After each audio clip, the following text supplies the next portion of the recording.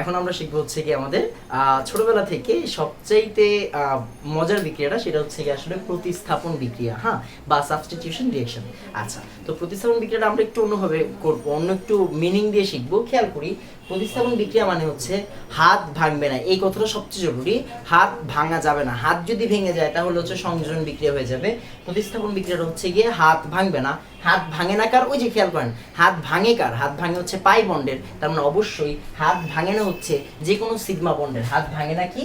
যে কোনো সিগমা বন্ডের। এন্ড সিগমা বন্ড মানে আসলে একক বন্ধন। তার মানে আসলে যাদের মধ্যে একক বন্ধন থাকবে তারা আমাদের প্রতিস্থাপন বিক্রিয়া দেয়। আমরা কারা কারা দেয় এগুলো পরে সলভ করবো, আমরা আগে কি ওইটা বোঝার চেষ্টা করি। এখন চিন্তা করি শুধু মূলক রিপ্লেস হবে, এই কথাটা লিখে রাখছি। আমরা একটু আমাদের বাস্তবিক পক্ষে, মানে বাস্তবিকভাবে যে জিনিসটা আমরা হর হামেশা দেখে থাকি, ওই জিনিসটা আমরা একটু খেয়াল করার চেষ্টা করি। খেয়াল করেন, আমি একটা সুন্দর উদাহরণ দিয়ে রাখছি। সেটা হচ্ছে, এটা হচ্ছে বয়ফ্রেন্ড, এটা হচ্ছে গার্লফ্রেন্ড। মনোযোগ দিয়ে খেয়াল করেন, এটা হচ্ছে আমাদের গার্লফ্রেন্ডের হাত। এখন একটু মনোযোগ দিয়ে খেয়াল করলেই দেখবেন এদের মধ্যে একটা সামহাউ রিলেশন আছে। এন্ড এটা হচ্ছে বেস্ট ফ্রেন্ড। তো একটা সময় দেখা গেল যে এই বেস্ট ফ্রেন্ড এসে বয়ফ্রেন্ডকে রিপ্লেস করে দিয়েছে। রিপ্লেস করে বয়ফ্রেন্ডের জায়গায় কে বসে গেছে? বেস্ট ফ্রেন্ড বসছে, ন্যাচারাল। আর বয়ফ্রেন্ড আলাদা হয়ে গেছে। এখন খেয়াল করার বিষয় সেটা হচ্ছে, গার্লফ্রেন্ডের হাত যেটা ছিল এখনো কিন্তু গার্লফ্রেন্ডের হাত ছিঁড়ে। মানে কি? মানে হচ্ছে যেই হাত দিয়ে আগে বয়ফ্রেন্ড ছিল সেই হাতে এখন বেস্ট ফ্রেন্ড। মানে কি? মানে বুঝাইতে চাইছে হচ্ছে হাত ভাঙে না, হাত ভাঙা সম্ভব না। জিনিসটা উল্টাও হতে পারে, মানে বয়ফ্রেন্ডের ক্ষেত্রে হতে পারে, যেটি হোক। আমরা জাস্ট যেটা বলতে চাচ্ছি সেটা হচ্ছে, সে নর্মালি আরো অন্যভাবে চিন্তা করা যায় যে একসময় মনে করেন আপনার বাবা আপনার হাত ধরে রেখেছিল, একসময় আপনি আপনার ছেলে হাত ধরে রাখবেন। মানে কি? আসলে আপনার হাতে কিন্তু চেঞ্জ হচ্ছে না, জাস্ট বাবার জায়গায় আপনার ছেলে এসে পড়ছে। মানে কি? হাত চেঞ্জ হচ্ছে না, শুধুমাত্র একজন বা মূলক রিপ্লেস হচ্ছে। এই কথাটা বোঝাটা খুবই জরুরি যে আপনার হাত ভাঙবে না, জাস্ট আপনার হাতে আগে যে ছিল, যেমন এখন আমাদের সিগমা ফ্লো মার্কার, কয়েকদিন পরে হয়তো ডলার কোম্পানি মার্কার আসবে। মানে কি? জাস্ট এইগুলো চেঞ্জ হবে, আমার হাতে কিন্তু চেঞ্জ হবে না। এই কথাটা বোঝা খুবই জরুরি। আপনি মনে করতেছেন হয়তো আমি মজা করে বলতেছি, আসলে না, আমি সিরিয়াস, টোটালি সিরিয়াস।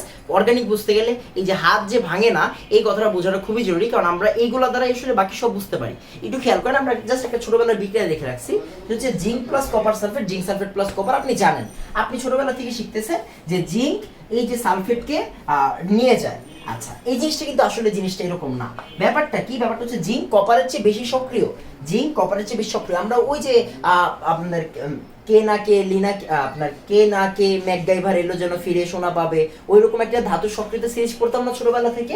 ওইখানে দেখবেন জিঙ্ক কিন্তু কপারের বেশ উপরে অবস্থান করে। তার মানে কি? জিঙ্ক অবশ্যই কপার থেকে বেশি সক্রিয়, যার জন্য জিঙ্ক কপারকে সরিয়ে দিতে পারে। মানে জিঙ্ক কপারকে রিপ্লেস করতে পারে। মজার বিষয়, সালফেট আগে আমি এই যে সালফেট লিখলাম, এগুলো যদিও আয়নিক যৌগ, আমরা জাস্ট ব্যাখ্যার সাপেক্ষে দেখাচ্ছি।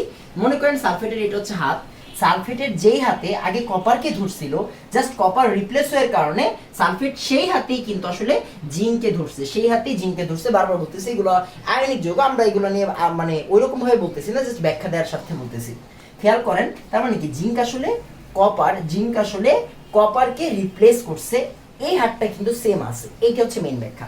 এখন আসেন আমি আপনাকে শিখাই যে অর্গানিকের রিপ্লেসমেন্ট বিক্রিয়া, মানে হচ্ছে সাবস্টিটিউশন বিক্রিয়াগুলো কিরকম হয়। মজার বিষয় খেয়াল করব যে ব্যাপারটা কি? ব্যাপারটা ওই যে আপনি ছোটবেলা থেকে যে জিনিসগুলো পড়তেছেন, আমার কাছে আছে মিথেন, CH4। আমি একটু স্টাইল করে লিখি মিথেনকে, CH3 লিখলাম। আচ্ছা, এইভাবে না লিখি, আমরা একটু স্টাইল এরকম ভাবে লিখি, CH3 আর H। এই দেখেন, এটা CH4। সামহাউ আপনি এটার সাথে সে ক্লোরিন যোগ দিলেন। কি হয়েছে একটু খেয়াল করেন তো, হয়েছেটা কি? এখান থেকে ক্লোরিন আছে কয়টা? 2টা। তো আপনি একটু ক্লোরিনকে 2টা লেখেন, আপনার ব্যাখ্যার সুবিধার্থে আমি বারবার মুছে লিখতেছি। ক্লোরিনকে 2টা লিখলেন। এবার খেয়াল করেন, এই ক্লোরিনটা হাইড্রোজেনকে সরায় ফেলবে, কারণ আমরা একেবারে প্রথমেই বলছিলাম যে জৈব যৌগের হাইড্রোজেনগুলো আসলে রিপ্লেসেবল, মানে কি? চেঞ্জ হইতে পারে, প্রতিস্থাপন হইতে পারে। তার মানে এই ক্লোরিনটা যদি এখানে আইসা পড়ে, CH3Cl প্লাস এই H এই Cl এর সাথে চলে যাবে। মজার বিষয় খেয়াল করেন, এই যে আমাদের যে নীল হাতটা, এই নীল হাতটাই কিন্তু আসলে এই নীল হাতটা। মানে কি? এই যে আমাদের মিথাইলের যে এই হাতটা, এই হাতটা চেঞ্জ হয় নাই। এই হারটা চেঞ্জ হয় না, শুধুমাত্র হাইড্রোজেনটা সরে ক্লোরিন আসছে। এইগুলাই আসলে অর্গানিকের প্রতিস্থাপন বিক্রিয়া। বোঝার জিনিস হচ্ছে গিয়ে আমাদের মূলক রিপ্লেস হবে, শুধু হাত ভাঙবে না, অ্যান্ড যে কোনো একক বন্ধন আসলে এই জিনিসগুলো দিবে। আমরা একটু পর আলোচনা করব যে আসলে কিভাবে কারা কারা দেয়, অ্যান্ড এখানেও আসলে নিউক্লিওফিলিক আমাদের ইলেকট্রোফিলিকের কিছু কথাবার্তা আছে, এগুলো যাতে আমরা খুব মনোযোগ সহকারে বুঝতে পারি। আশা করি প্রতিস্থাপন বিক্রিয়া কি এই জিনিসটা আমরা বুঝতে পারছি।